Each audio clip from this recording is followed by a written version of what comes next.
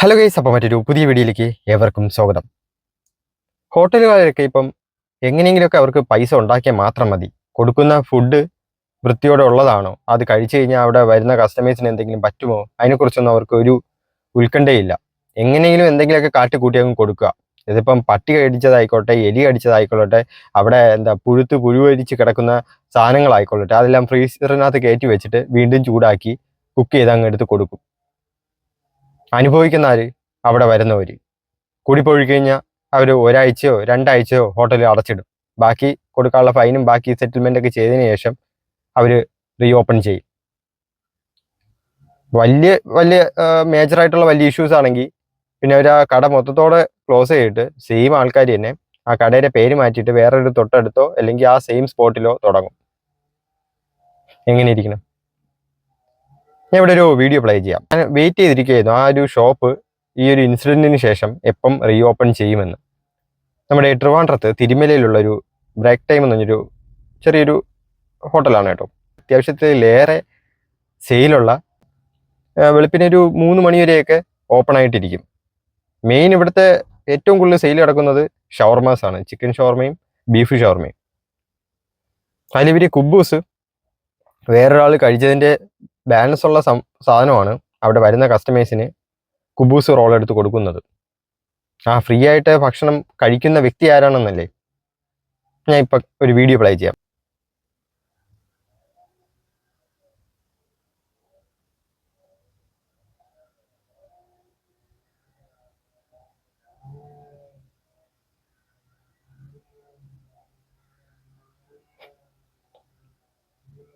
ആ പെരിച്ചാഴി വളരെ ആസ്വദിച്ച് കുബൂസ് കഴിച്ചുകൊണ്ടിരിക്കുകയാണ്. അത് കഴിച്ചിട്ട് അത് പോവും. അവിടെ നിന്ന് കബൂസ് നേരെ എടുത്ത് മുകളിലോട്ട് വയ്ക്കും. ഷവർമ ചീറ്റി എടുക്കും, റോൾ ചെയ്യും, വരുന്നവർക്ക് കൊടുക്കും. അവർ നല്ല കെച്ചപ്പൊക്കെ ഒഴിച്ച് ആസ്വദിച്ച് അങ്ങ് കഴിക്കും. അവർക്ക് പിന്നെ ഫുഡ് പോയ്സൺ അല്ല വരുന്നത്, അല്ല എലിപ്പനി ആയിരിക്കും വരുന്നത്. ഈ ഒരു ഹോട്ടലിന് മുമ്പ് ഇതുപോലെ ഫുഡ് കഴിച്ച് എലിപ്പനി വന്ന് ആരൊക്കെ മരിച്ചിട്ടുണ്ടെന്ന് ആർക്കറിയാൻ പറ്റും? അങ്ങനെ ഏതെങ്കിലും കുടുംബത്തിന് അഥവാ നഷ്ടപ്പെട്ടു പോയിട്ടുണ്ടെങ്കിൽ അതിനൊക്കെ ആരായിരിക്കും ഉത്തരവാദി? ആരാണ് സമാധാനം പറയേണ്ടത്? റോഡ് സൈഡിലുള്ള ഒരു ഹോട്ടലാണ്. ഇത്രയും കെയർലെസ് ആയിട്ട് സാധനങ്ങൾ കീപ്പ് ചെയ്ത് വെച്ചിരിക്കുന്നു. ഇതിപ്പം ഈ ഒരു എലി ഇപ്പം ഇന്നോ ഇന്നലെയോ വന്നതൊന്നുമല്ല. ഇതൊരു റൊട്ടീൻ പോലെ സ്ഥിരമായിട്ട് ഇങ്ങനെ വന്നും പോയിക്കൊണ്ടിരിക്കുകയാണ്.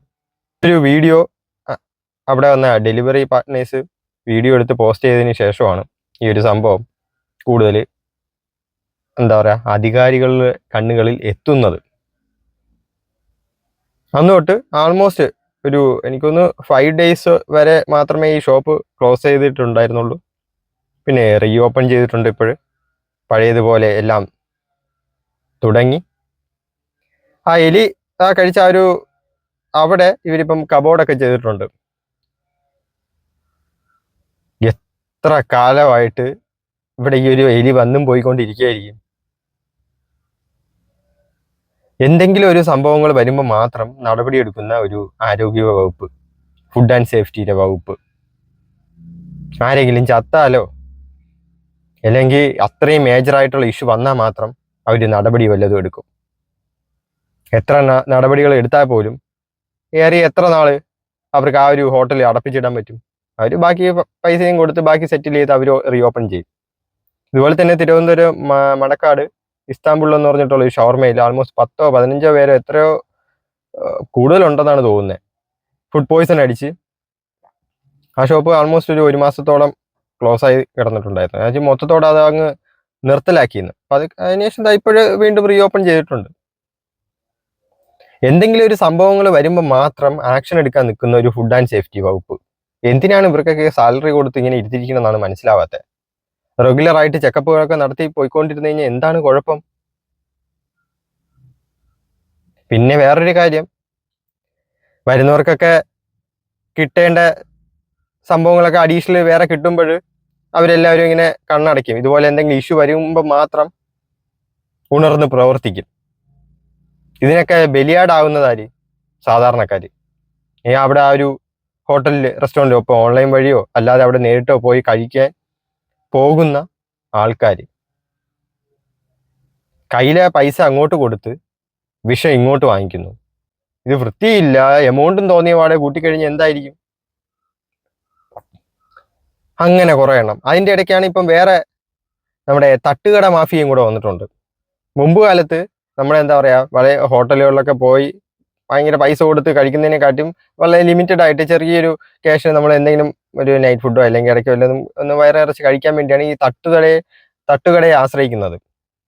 ഇപ്പോഴൊക്കെ തട്ടുകടയിൽ പോയിട്ട് അവിടുത്തെ സാധനങ്ങൾ കഴിക്കുമ്പോൾ ബില്ല് പറഞ്ഞത് ആ റെസ്റ്റോറൻറ്റിൽ പോയി ഇരുന്ന് കഴിക്കുന്നതിനെക്കാട്ടി എമൗണ്ട് കൂടുതലാണ്.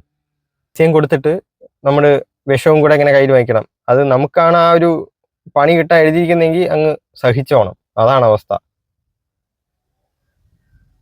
അങ്ങനത്തെ ഒരു ഫുഡ് ആൻഡ് സേഫ്റ്റി വകുപ്പിലെ കർമ്മനിരതരായിട്ടുള്ള ഉദ്യോഗസ്ഥരാണ് നമുക്കുള്ളത്. അതൊക്കെ വളരെയധികം സ്വാധീനിച്ച് പൈസ ഉണ്ടാക്കുന്ന കുറേ ഹോട്ടലുകാരും. എന്ത് പറയാനാണ്.